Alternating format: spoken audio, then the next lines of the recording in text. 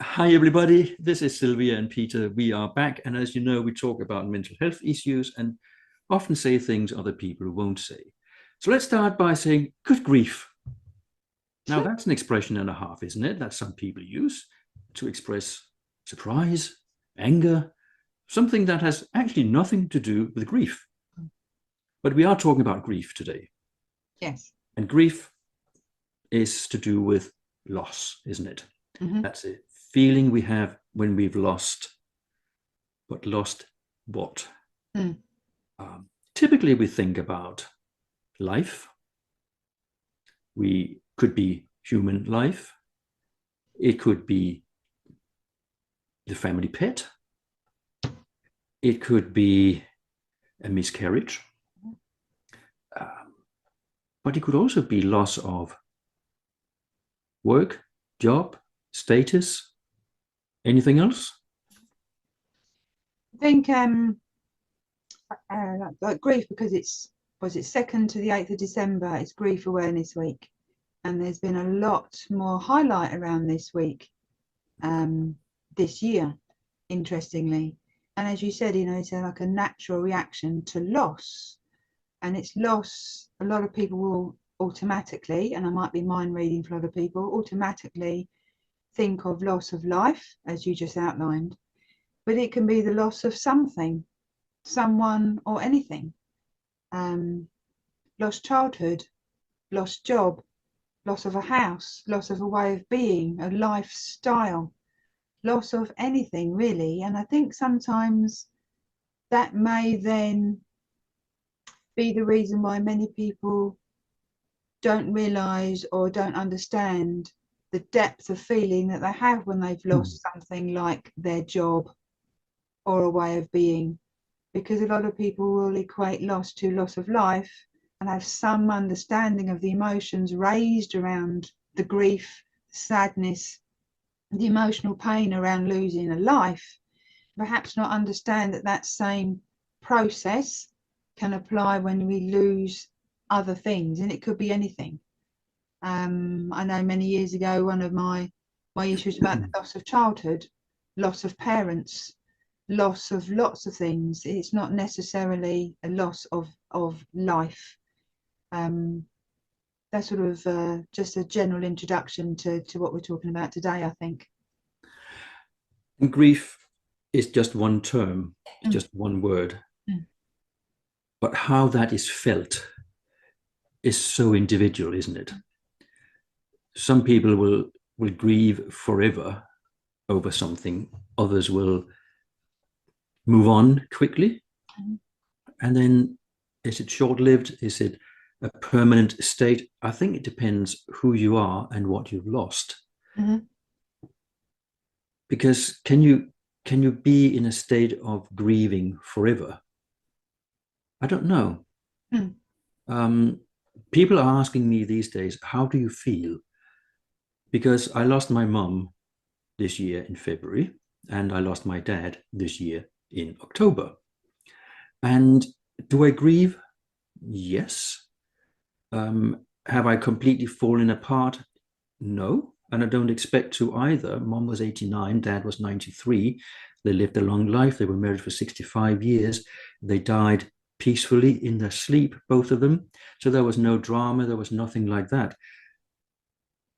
But I don't know if I've got to that part yet because there's been so many practical things to deal with, including selling my childhood home. Is that a loss? Do I grieve for that? Funnily enough, a lot of people ask me, well, are you coming back to Denmark then to take over the house?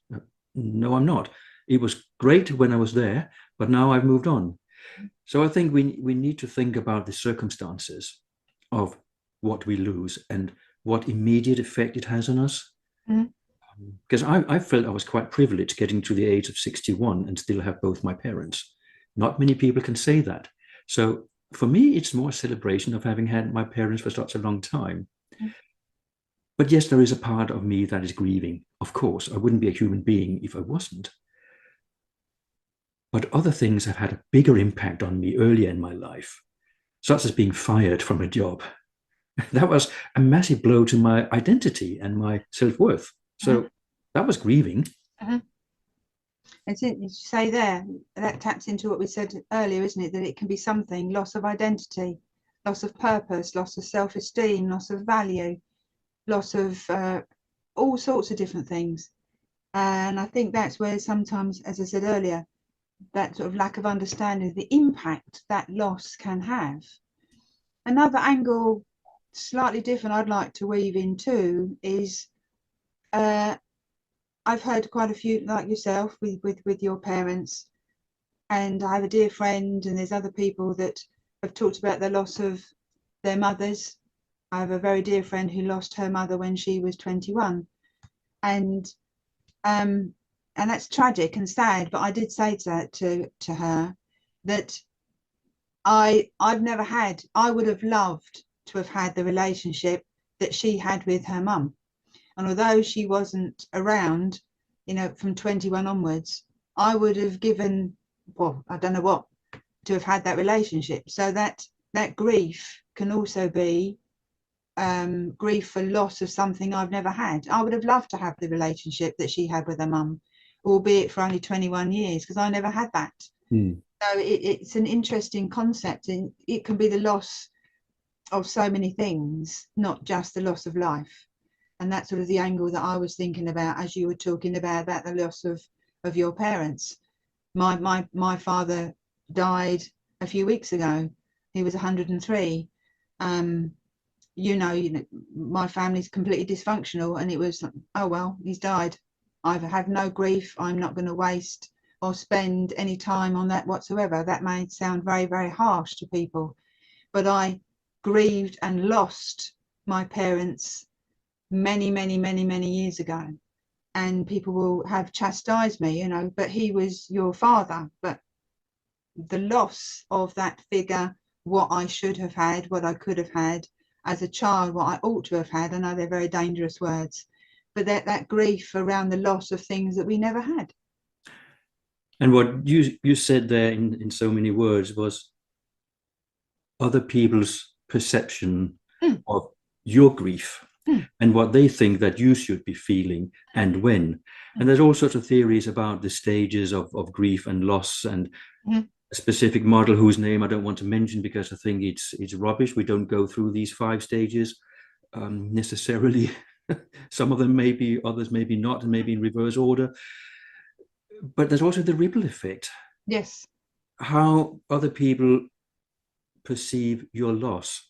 One of the most difficult things at both the funerals for me was not my own feelings about my parents, but seeing the other people's emotions and their crying and their outpouring of the grief that they felt. I thought that was the hardest thing to deal with. So we have to think about, it's a personal thing, but there's also something sort of rippling out from your own grief. It's not in isolation. And one of the things I keep telling people who ask me, well, when will I get over it? And my stock answer is, I don't think you will, but you will learn to live with it. Yes. Yeah. And that has taken the weight off a lot of people's shoulders, because now there's no expectation, oh, where's the timeline? The clock is ticking. There must be some point at which I'm over it. But it's far easier to understand that, no, you will learn to live with it. And again, it depends on the situation. I think with my friend, and I think this sort of encapsulates how I view it.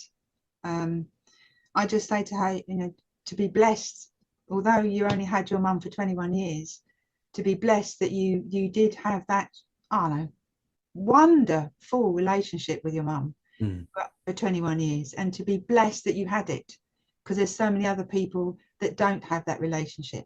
And that could be, you could apply that to, someone losing their job or someone losing their pet. Be blessed that you had it while you had it. Then thereafter, whether we learn to live with it, if we accept it or manage it, well, that will be down to the individual how they do that.